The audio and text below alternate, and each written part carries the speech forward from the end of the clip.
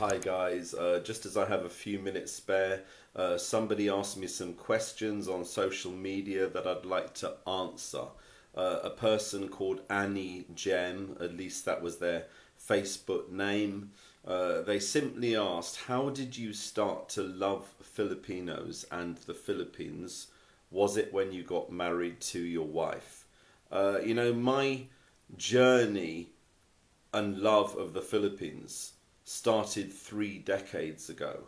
I was around about 17 or 18, and I've told this story before, but for some of you who don't know my history, if you like, I was a massive fan of Miss Saigon. These were the days before social media, really. These were the days before we would have Google or before we would have internet searches or anything like that. And basically, I watched Miss Saigon 2 or 3 times, and I absolutely loved the story. Hi, Adeline, how you doing? I absolutely loved the story. I fell in love with the characters, with the story, with the music, with the script, the whole thing. And like so many Filipinos, I actually kind of got to know the music of Miss Saigon, the soundtrack. I picked up a souvenir program, and I noticed that a lot of the cast were from the Philippines. Now, I've got to be completely honest. I didn't really know much about the Philippines at all. I'd actually worked with a Filipino colleague, so obviously I'd gone to a couple of maybe parties or kind of events, if you like, but these were really early days. I didn't really discover the Philippines at all.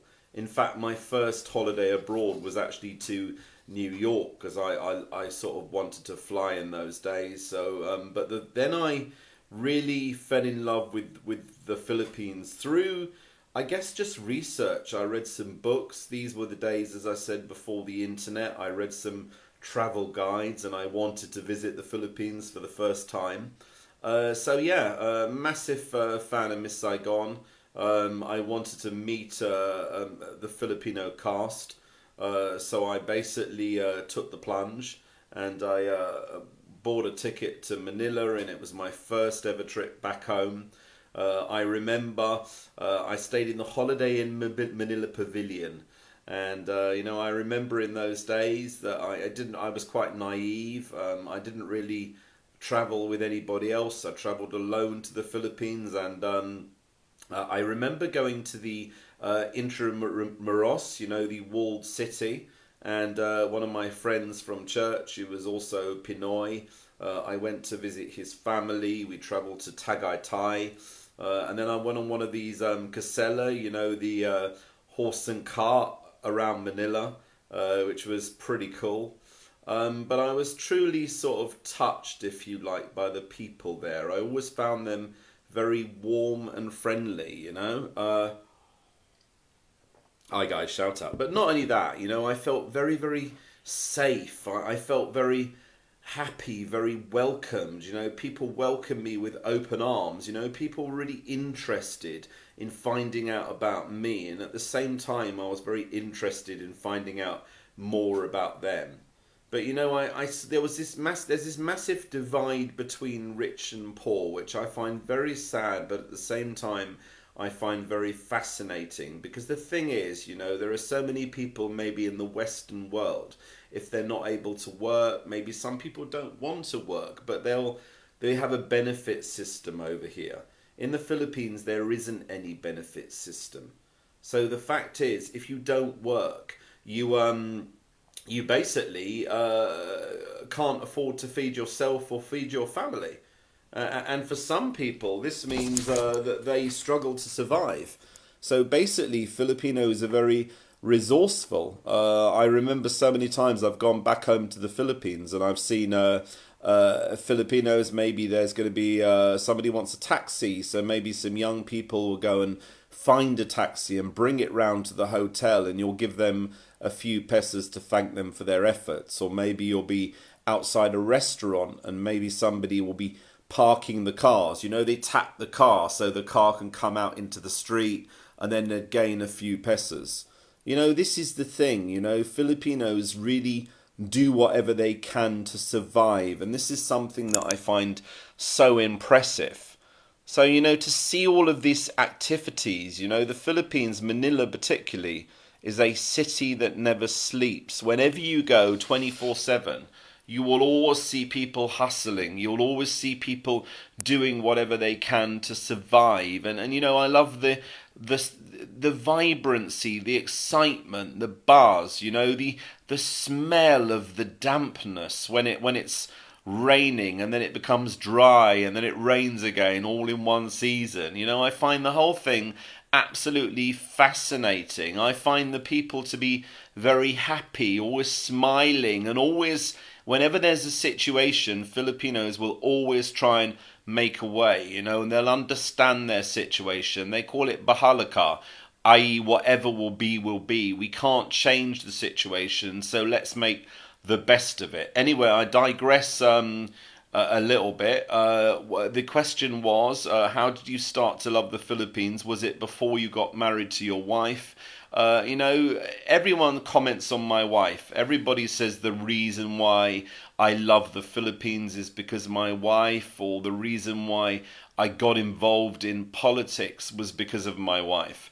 Utter nonsense. My wife and my love of the Philippines, my love of politics is not connected with my wife whatsoever. I love my wife very much. We've been married for 24 years. We're still very happy together. Well, at least I am anyway, I guess she says that, she's a very private person. This is the point, She doesn't really want to get involved. She doesn't really want to attend any Filipino events, but that's fine. I do, but very much there are no issues between me and my wife. On Google, and so many people will type in Malcolm Conlon's wife. They want to know kind of who she is or what she's about. But, she hasn't influenced me. I'm absolutely passionate about the Philippines long before I met her. It just so happens, because I am passionate about the Philippines, that when I was introduced to a Filipina and I had that opportunity to marry a Filipina, of course that was natural. That was really what I wanted to do. To have a Filipino family is something that I'm incredibly proud of. I think it's the absolute responsibility of any foreigner who is married to a Filipina. Hi, Jeno Garat. I think it's the absolute responsibility of anybody who's married to a Filipina to love the country, to be passionate about the country. It's very important to me that people would stand up for the national anthem and show respect. I've said this before, but I went to an event quite a few years back, and there was a group of foreigners, if you like, who were sitting down during a national anthem, and that absolutely disgusted me. It's the duty of any foreigner who is married to a Filipino to love the country, to love the people, to be patriotic, to support the country. And I keep on saying this, otherwise marry somebody from your own nationality. Don't get me wrong, I know there are many foreigners who absolutely love the Philippines like I do. There are many foreigners who are proud to be part of a Filipino family. There's many vloggers who are doing whatever they can to promote the country so much, and I absolutely love that. Somebody's then said, or the same person, Annie Jem, has then said, you have a strong affinity with the Philippines. Why is this? I don't know. I just feel some people are going to bash me and say that I'm all about politics and I just care about politics or whatever. Moving completely aside from politics, I just feel... hi, Jeno, watching from Pasig City, Philippines. I just feel a connection. I've said this before and I'll say it again. When I'm in the company of Filipinos, I feel happy. When I hear... And I'm proud that we have so many Filipino healthcare workers in the UK, so many nurses. Shout out to all the Filipino nurses in the UK, and of course all our overseas Filipino workers. of which there are 11 million in the world. You know, how's that? You know, it's just incredible. You know, the world must be proud. The world should be proud or should be grateful of all of our Filipino workers. You know, whatever country you go in throughout the planet, you're going to see Filipinos. And I think that's absolutely incredible. You know, you only go around the Middle East in the airport. You know, we've even got Filipino pilots, you know. It's just fantastic. You know, you go to many major hotels, you know, in the Middle East, customer services a lot of the time is done by Pinoys. And I just find that amazing. You know, hi Jenna, give me a shout out. You're a good person. Maraming salamat po. That's your shout out. You know, I don't know. I don't think I'm rambling. I think I'm just giving my response and just basically telling people why I love the Philippines, because people ask me all the time, people message me, and so many people have said online, it's because of your wife, and your wife is the reason why you love the Philippines. No, she's not the reason. I love the Philippines because I'm fascinated by the country, by the culture, by the people. You know, they're a happy people. You know, they want to do their best to support others. You know, Filipinos are very family orientated, and the world needs to understand this. You know, when a Filipino is talking to a work colleague, for example, if they're an older person, they would call them kuya, meaning older brother, or ate, meaning older sister. And if they're looking after somebody who's significantly older than them, they would call them lola for grandmother or lolo for grandfather. And I think this is the thing, you know, the Filipino respect for elders is very much encapsulated within the language. Here you have some Filipino words that signify older person, or older brother, older sister.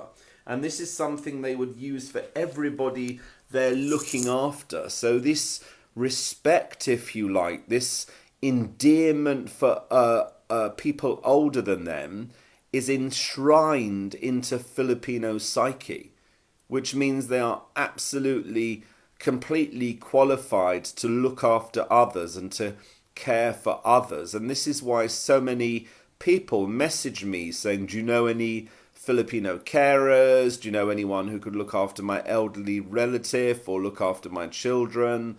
Because they know Filipinos care. They know Filipinos are trustworthy. Why do I have a strong affinity to the Philippines? I feel a connection. I feel a deep-rooted connection that I felt for the last 3 decades. You know, sometimes people think I'm a bit weird because when I'm in the company of Filipinos, I would like to listen to them speaking. I would like to sit next door to them. I'd like to talk to them. Hi, Andy. This is for you. These are your answers to your questions, which you can watch on again when this is finished. You know, Lizette, they will also bless them by taking their hand and placing it on their head. Yeah, that's exactly right. They call it, is it manapo? Where you will take the hand of an older person and you would place it on your forehead. This is an ultimate sign of respect. And this is the thing, you know, Filipinos are all about respect for their elders, respect for authority. So the majority of them are law-abiding, you know, and, you know, these are not a nation of people who want to go on benefits. These are not a nation of people. You know, I've said this before and I'll say it again. I don't think I've ever seen a Filipino in the UK on a park bench drinking or whatever, or, you know, I haven't seen that. I know there are Filipinos who fall on hard times, and I have no doubt that's the case. And I know, of course, there are some Filipinos who are not doing so well. But by and large, the Filipino people are a caring people who contribute towards society. Then you'll have people who say to me, why just Filipinos? Why don't you support or stick up for other nationalities? You know, we can't all fight the same battles. You know, there'll be advocates of other nationalities too who will stand up on behalf of those nationalities. But me personally, I seem to have an affinity with the Philippines and Filipinos. The final part of this is, do you believe in reincarnation. Perhaps you were a Filipino in a former life. You know, I don't really believe in reincarnation, but I do believe this. You know, I feel a connection. You know, I accept the fact I'm not Filipino. I accept the fact that I'm a British national living in the UK who happens to have a Filipino family, Filipino children, and of course relatives in the Philippines who are Filipino. And I'd like at this stage to shout out to my relatives in Pangasinan, Kumusta ka, to my godchildren, to all my family in the Philippines. I hope to see you soon. I'm very sad that I can't visit at the moment. But I really would love to visit soon. That will be my absolute dream, to be able to visit the Philippines. So no, I don't believe in reincarnation, but I do believe there seems to be some kind of strong connection between me and the Philippines. Edar, Lin, God bless you too. Sol, Marino, Ragmac, stay healthy. It's good to stick up for Filipinos because they don't get recognized enough. You know, I think that's the thing. You know, how do I put this? You know, I think some Filipinos go through very difficult times in the Middle East, particularly some of our domestic workers. You know, I regularly get messages of Filipinos maybe in Saudi where they haven't had a good time. Maybe they've had a bad time with their employer, and that's very, very sad. And like I think President Gloria said this in the past, that she would hope there would come a time when Filipinos go abroad as a wish and not as a necessity. You know, I can't remember exactly what she said. I think she said, I'd like to see a time when going abroad would be a wish and not a necessity. And the point of essence of all of this is that, you know, of course Filipinos are going to migrate. Of course Filipinos are going to go to other countries and work abroad. But you know what? I believe that the Philippines needs to come to a situation where there are more jobs at home that are well paid so that Filipinos would stay at home. I'm very, very worried about this brain drain in that Filipinos, particularly nurses, healthcare workers, they qualify, spend a couple of years in the Philippines and then they go abroad. You know, this is sad. As much as I recognise the fact that we need nurses here in the UK, we need healthcare workers in the UK, and also I recognise that Filipinos seem, to me, are some of the best healthcare workers, some of the best nurses in the world. I still think it's kind of a shame that the Philippines has lost so many of its healthcare workers, and I do hope that the pay will be significantly better for nurses and healthcare workers in the Philippines. In saying that, I'm very, very grateful that we do have this incredible workforce from the Philippines here in the UK and around the world. Anyway, I know that was a bit long-winded, but I hope that answered your questions. You know, I can't put my finger on it. I don't really understand why I have such a fascination with Filipinos in the Philippines. You know, I love the accent, I love the people, the personality, the way they are, the way they dress, the way they speak, you know, the food, the culture. I cannot begin to tell you how much I love the Philippines. You know, even when I'm in the streets and I see Filipinos, you know, it makes me happy. It makes me proud. You know, when I see Filipinos on the train or in a restaurant, it makes me proud that there's these wonderful people who've chosen to travel 7,000 miles from their own country. They've left their own families to be here in the UK with us. They've chosen to settle here and to make their lives here and, of course, around the world. And I know the world should and must be very, very grateful for that.